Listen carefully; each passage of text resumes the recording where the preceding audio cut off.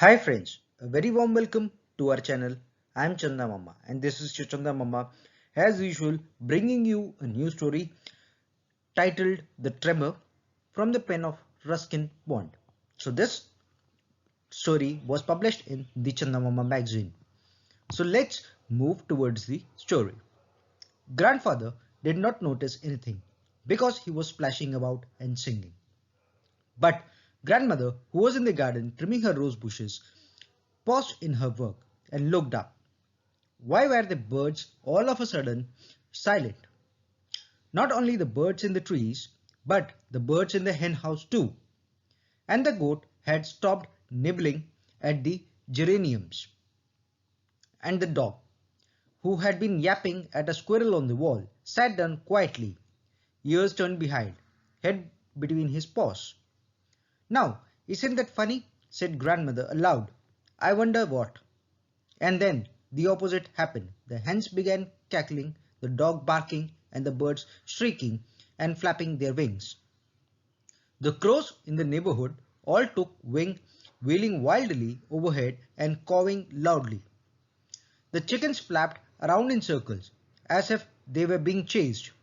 The two cats sitting on the wall suddenly jumped up and disappeared in opposite directions. Grandmother had read somewhere that animals sense the approach of an earthquake much quicker than humans. And true enough, within half a minute of her noticing the noise made by the animals, she heard a rattling, rumbling sound, like an approaching express train. The noise increased for about a minute, and then there was the first trembling of the ground. The animals, by this time, all seemed to have gone mad and were making a hideous noise. The treetops lashed backwards and forwards. The doors banged and the windows shook, and grandmother said later that the house actually swayed in front of her. She had difficulty in standing straight, although she admitted later that this might have been due more of the trembling of her knees than the trembling of the ground. This first shock lasted only about half a minute, but it seemed much longer. Grandmother realized that the grandfather was in his bath. Rakesh was on his way to school. Mukesh was playing marbles with Mumtaz's son. And Dolly was under the staircase busy with her doll's house. Mumtaz would be in the kitchen washing vegetables. Grandmother rushed indoors to fetch Dolly. As she did so, the rumble grew louder. Grandfather did not hear it because he was still singing, but grandmother heard it and so did Dolly, who all noticed that her doll's house was beginning to totter. Along with the numble, Mumtaz heard the rattle of the crockery. A teapot slithered off the slide board and fell on the floor into the pieces. In the sitting room, an antique vase 300 years old, according to the grandfather, leaped off the mantelpiece and crashed onto the ground. When Dolly felt the tremor, she instinctively crawled under the well of the staircase, dragging her favorite doll with her. All of the doll's hair had been long since come out, and so had one eye. But Dolly had had the doll for a long time, and she felt that she needed special care and attention. She could not understand why the house was shaking, but wasn't afraid. Houses just shook sometimes, she guessed. Grandmother did not see her under the staircase and dashed into the drawing room, calling, Dolly, Dolly, where are you? The clock on the wall went crazy and began striking all hours. In the kitchen, Mumtaz was trying to catch plates and glasses and dishes as they sprang madly from the shelves. Mukesh had lost all his marbles, not in a game with his friends. They had rolled out of the gate and down the road and then disappeared into the ground, where a number of fissures had appeared. Grandfather stopped singing when he found that he could not manage in the high notes. He noticed his bathtub was almost empty. Surely he hadn't splashed so much. He reached for the mug, but he could not find it.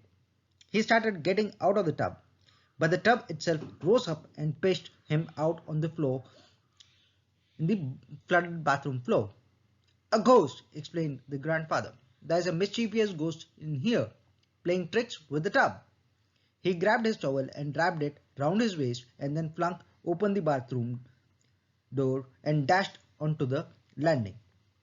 By the time first earthquake tremor was over, Rakesh was halfway to school when he found his cycle swerving about the road out of his control. He almost collided with a bullock cart. He dismounted to see if the cycle chain had jammed. He found the road as unsteady as the bicycle, but the sensation lasted just a few seconds. Everything was steady again. Strangely, though, the bullock carts were refusing to move on. Did you feel that? Asked the cart driver. Yes, everything was shaking, said Rakesh. Was it an earthquake? A small one, said the driver, or the start of a big one. Rakesh rode on to the school.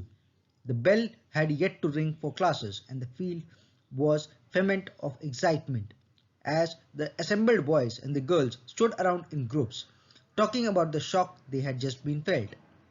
The headmaster had decided that just in case there was another tremor, the children would be safer out in the open than inside rather ancient school building, and so he delayed the ringing of the assembly bell. Naturally, the children were delighted at the delay. But when nothing further happened, in the next 15 minutes, the headmaster decided it was time for classes. There were groans of protest, followed by the calls for a holiday. Rakesh was a spokesman of his class. Sir, you gave us a holiday last year when the roof blew off.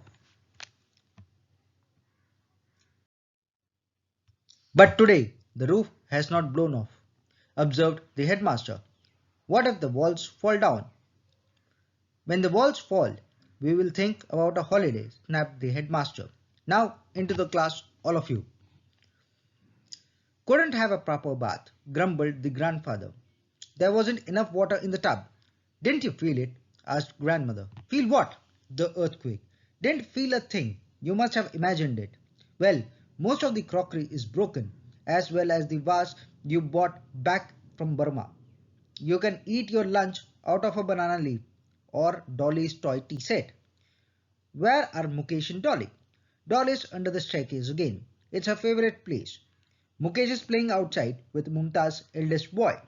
The tremor didn't seem to bother him. But I hope the shock did not cause any damage at Rakesh's school. Couldn't have, we hardly felt it. You never notice anything when you are in the bath. Everyone else felt it, including the hens. They have suffered a nervous breakdown and won't lay eggs for days. Going round the house, grandmother noticed several cracks in the walls and pointed them out to the grandfather. They were before, said grandfather. They've been here for years. Well, I hadn't noticed them before. Anyway, it's time we left this house. It's much too big and costs too much to look after. I suppose we can go and settle down in Calcutta, but you won't enjoy living in a small flat, and you're not used to crowds. I was thinking of another hill station where they don't have earthquakes. We could sell this place or rent a cottage in Darjeeling or Kalimpong. Then, pray we don't have another earthquake, said grandfather. No one is going to buy a ruin. They heard Mukesh shouting in the garden. He's up to some mischief, as usual, grumbled grandmother, going out to see what all the noises was about. Mukesh had found a nest and several broken eggs on the lawn, and was shouting because he was being attacked by a pair of angry thrushes. What did you do to the nest? Demanded grandmother. Nothing, said Mukesh. It fell out of the tree when everything began to shake. They must have been what happened, but keep away from the nest, or those birds will really go for you. The dog pickle had been running about looking for whoever had caused all the commotion. He and the neighbor's dog began barking at each other at the doorsteps. How dare you rock my house? They seemed to be saying. Eventually, tiring of the argument, the pickle went into the storeroom looking for rats. He was good at catching rats. So this was the first part of the story, The Tremor, which was published in the Chanda Mama magazine for you guys. We'll come back soon with the next episode, with the next video of this part. Till then, stay safe, take care. So in case if you have not subscribed to our channel, do share, link, like, subscribe and comment on this channel. Till then, this is your Chanda Mama signing off. We'll come back again with a new episode and a new story. Thank you.